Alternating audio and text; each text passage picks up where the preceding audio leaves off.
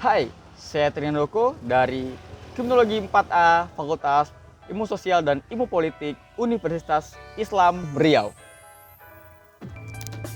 Pukat harimau termasuk tindak kejahatan kah?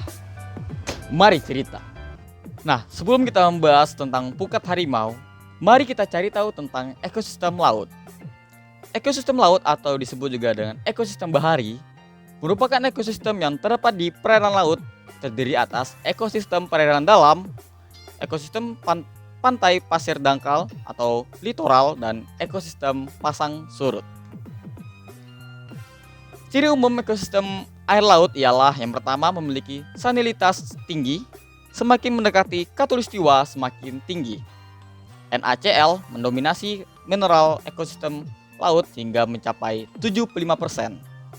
Iklim dan cuaca tidak terlalu berpengaruh pada ekosistem laut. Dan yang terakhir memiliki variasi perbedaan suhu di permukaan dengan di pedalaman air laut.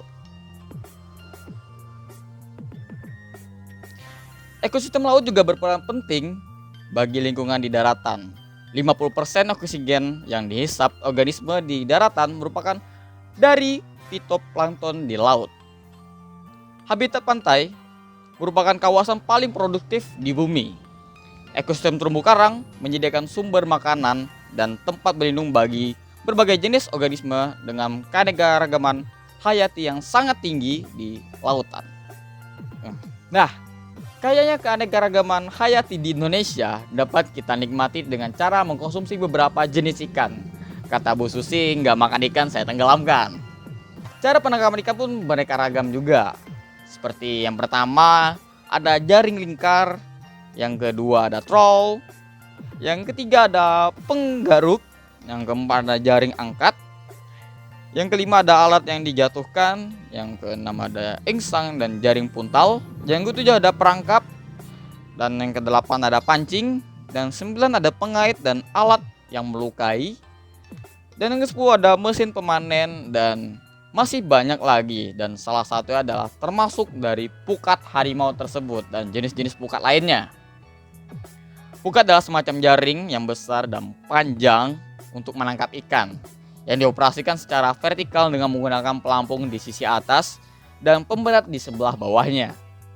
Dengan demikian, pukat membentuk semacam dinding jaring di dalam air yang akan melingkari kumpulan ikan dan mencegahnya melarikan diri. Ada beberapa macam jenis pukat yang dapat dioperasikan baik itu dari kapal maupun dari tepi pantai. Nah, yang pertama ada pukat lampara. Pukat lampara atau sering disebut juga dengan lampara adalah semacam pukat sederhana yang dioperasikan di laut dengan menggunakan perahu atau kapal. Yang kedua ada pukat cincin. Pukat cincin atau dalam bahasa Inggris disebut dengan purse snakes adalah pukat yang sisi bawahnya dilengkapi dengan sejenis tali kolor yang dapat ditarik untuk merapatkan sisi bawah jaring sehingga terbentuk semacam mangkuk yang melingkungi ikan-ikan yang akan ditangkap. Terus yang ketiga ada pukat kantong. Pukat kantong terdiri dari beberapa macam lagi. Namun pada dasarnya ini adalah semacam jaring yang dilengkapi dengan sayap-sayap di kanan kirinya dan kantong tersebut kerucut yang berada di ujung belakangnya. Kantong ini adalah tempat berkumpulnya ikan-ikan yang terjaring. Terus berikutnya ada payang. Payang adalah semacam pukat kantong yang dioperasikan untuk menangkap ikan-ikan pelagis, terutama pelagis kecil dari atas perahu. Pukat ini dilengkapi dengan pelampung-pelampung yang menjaga agar sisi atas jaring ini tetap berada di permukaan. Selanjutnya ada dogol. Dogol atau pukat dogol adalah pukat kantong yang dioperasikan di atas perairan, terutama untuk menangkap ikan-ikan demersal dan hewan-hewan dasar lainnya. Dogol pada dasarnya mirip dan biasanya disamakan dengan Danish Saints yang dipakai di dunia barat. Nah, selanjutnya ada pukat pantai. Pukat pantai adalah pukat kantong yang dioperasikan di pantai. Jadi pukat ini mula-mula ditebar tidak jauh di muka pantai dengan bantuan perahu. Sementara salah satu ujung tali utama pukat diikat di pantai.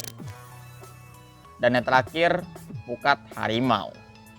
Pukat harimau atau troll dalam bahasa Inggris adalah semacam kantong yang dioperasikan dengan cara ditarik pada jarak yang panjang untuk menangkap ikan-ikan yang berada di daerah yang dilewatinya. Nah, adapun dampak-dampak dari penggunaan pukat harimau tersebut yang menjadi sorotan publik karena mengakibatkan rusaknya beberapa terumbu karang dan juga meruginya para nelayan. Nah, saya akan jelaskan. Yang pertama adalah kelangkaan pada ikan. Pukat harimau menggunakan jaring dengan lubang yang kecil sehingga ikan tersebut susah untuk melarikan diri. Dan tidak banyak juga ikan-ikan langka lainnya terjerat dalam pukat harimau tersebut. Dan selanjutnya ada rusaknya terumbu karang. Dengan pukat harimau yang biasa diletakkan di dasar laut membuat rusaknya terumbu karang di bawah laut. Yang ketiga ada menyebabkan kekeruhan di laut. Hampir sama dengan kerusakan terumbu karang.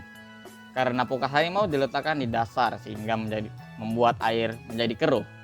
Dan yang terakhir, merusak ekosistem di laut karena pukat harimau dapat menangkap ikan dengan ukuran kecil, membuat ekosistem di laut menjadi terganggu karena disebabkan kelangkaan ikan di laut. Nah, kata Bu Susi, mantan Menteri Kelautan dan Perikanan Republik Indonesia, pukat harimau berdampak besar terhadap nelayan tradisional Indonesia serta terumbu karang di lautan.